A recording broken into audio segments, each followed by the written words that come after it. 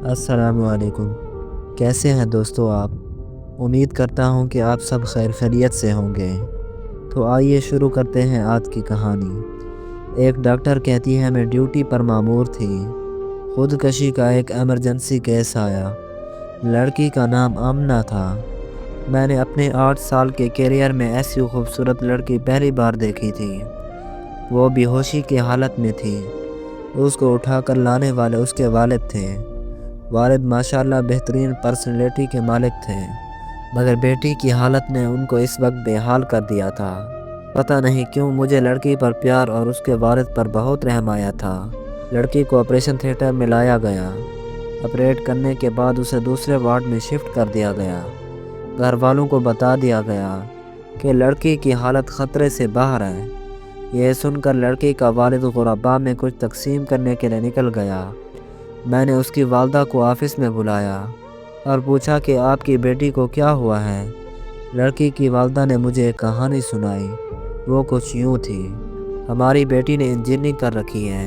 سارے والدین کی طرح ہماری بھی خواہش تھی کہ ہماری بیٹی بھی اپنے گھر کی ہو جائے۔ چنانچہ ہم نے آمنہ کی پسند پوچھی۔ ہماری بیٹی نے مشرقی لڑکیوں کی طرح بولا کہ جو آپ کا فیصلہ ہوگا وہی میرا فیصلہ ہوگا۔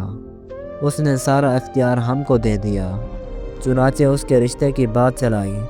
آمنہ کو دیکھنے ایک فیملی آئی۔ لوازمات اور خدمات سے مستفید ہونے کے بعد عورتیں آمنہ کے کمرے میں گئی۔ ایک نے آمنہ کے ہاتھ سے چائے پینے کی فرمائش کی۔ اس کے بعد وہ لوگ چلے گئے۔ چند دن کے بعد بغیر کچھ بتائے رشتے سے انکار کر دیا۔ آمنہ کے لیے پہلی ہی بار تھا جب وہ ریجیکٹ ہوئی، مگر ماں باپ کی تسلی نے آمنہ کو بہت حوصلہ دیا۔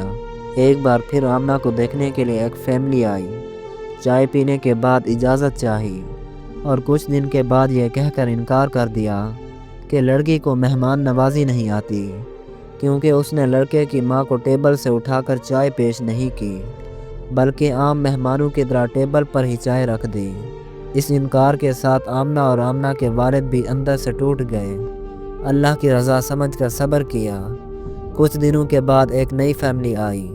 اس فیملی کے بیٹھتے ہی آمنہ نے ان کے پاؤں کے جوتے بھی اتارے اور اسی جگہ چائے پیش کی۔ اس فیملی نے ایک ہفتے کے بعد یہ کہتے ہوئے انکار کر دیا کہ آپ کی بیٹی پر جنات کا سایہ ہے، ورنہ کوئی مہمان پہلی بار گھر آتا ہے تو اس کی اتنی مہمان نوازی کون کرتا ہے۔ پچھلے 8 سالوں میں 100 سے زیادہ رشتے آئے۔ کچھ یہ کہہ کر انکار کر دیتے کہ آمنہ کی عمر زیادہ ہو گئی ہے، اور احسان جتاتے ہوئے کہا اگر آپ زیادہ مجبور ہیں تو ہمارا ایک 48 سال کا بیٹا ہے جس کی اپنی دکان ہے، اس کے لیے ہم آمنہ کا رشتہ قبول کرتے ہیں۔ اتنا کہتے ہی آمنہ کی ماں سسکیاں لے کر رونے لگی اور کہنے لگی آپ بھی تو ایک ماں ہیں، اور ماں جتنی بھی مجبور ہو غیروں کے سامنے کیا کہہ سکتی ہے۔ اور میری بیٹی کل سارا دن میرے سینے سے لگ کر روتی رہی اور کہتی رہی ان لوگوں کے معیار تک آتے آتے میری عمر زیادہ ہو گئی ہے۔ آمنہ کی والدہ نے کہا نہ جانے کب اس دنیا کو الوداع کرنے کا فیصلہ کر لیا، اور کہتی رہی میرا منحوس سایہ میری بہنوں کو بھی والد کی دہلیز پر بوڑھا کر دے گا۔ اتنے میں اس کا والد اور پیچھے سے وارڈ بوائے کمرے میں داخل ہوا، اور وارڈ بوائے نے کہا آمنہ ہوش میں آ گئی ہے۔ آمنہ کی والدہ بجلی کی تیزی سے وارڈ میں داخل ہوئی اور آمنہ کا سر اٹھایا اور اسے سینے سے لگا کر رونے لگی۔ اتنے میں اور آمنہ کا باپ بھی وارڈ میں داخل ہوا۔ آمنہ ماں کو چھوڑ کر باپ کے گلے لگ کر رونے لگی اور کہنے لگی بابا بیٹیاں بوجھ ہوتی ہیں، بابا آپ نے مجھے کیوں بچایا، مجھے مرنے دیتے تاکہ میرا منحوس سایہ گھر سے نکلے اور گڑیا کی شادی ہو، نہیں تو وہ بھی آپ کی دہلیز پر پڑی رہے گی اور بوڑھی ہو جائے گی۔ آمنہ کا باپ چپ چاپ آنسو بہا رہا تھا۔ میں نے حالات آؤٹ آف کنٹرول ہوتے ہوئے دیکھے تو میں نے آمنہ کو انجیکشن دے دیا اور آمنہ کے والد کو لے کر آفس میں آ گئی۔ میں نے آمنہ اور اس کی چھوٹی بہن کو اپنے دونوں بھائیوں کے لیے مانگ لیا۔ آمنہ کے والد کی آنکھیں اچانک برسنے لگی، مگر اب وہ آنسو خوشی کے تھے۔ میرے دونوں بھائی بھی ڈاکٹر تھے۔ میں نے ان کو اپنا فیصلہ سنا دیا۔ وہ دونوں خوشی سے قبول کر چکے تھے۔ تھے۔ 'سے یہ کہانی بتا کر میں آپ لوگوں سے یہ التجا کر رہی ہوں ہم لوگ شادی ایک عورت سے کرتے ہیں، کسی حور سے نہیں۔ کسی کی بیٹی کو ریجیکٹ کرنے سے پہلے اس کی جگہ اپنی بیٹی کو رکھ کر سوچئے، اگر ایپ کے بنا ریجیکٹ کرنا ہو تو لڑکیوں سے دگنی تعداد میں لڑکے ریجیکٹ ہوں گے۔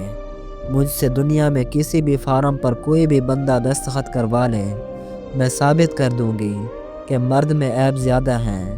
میں ہاتھ جوڑ کر خدا اور اس کے رسول کا واسطہ دے کر یہ التجا کرتی ہوں، کسی کو بلا وجہ عیب زدہ کہہ کر ریجیکٹ نہ کرو۔ آپ لوگ اللہ کی مخلوق کے عیبوں پر پردہ ڈالو گے، اللہ تمہارے عیبوں پر پردہ ڈالے گا۔ آپ کے نکالے عیب نہ جانے کتنی لڑکیوں کو قبر میں دھکیل دیتے ہیں۔ اپنا بھی خیال رکھیے اور دوسروں کا بھی، اور مجھے بھی دعاؤں میں یاد رکھیے۔ ملتے ہیں ایک نئی کہانی کے ساتھ، تب تک کے لیے اجازت دیں۔ اللہ نگہبان۔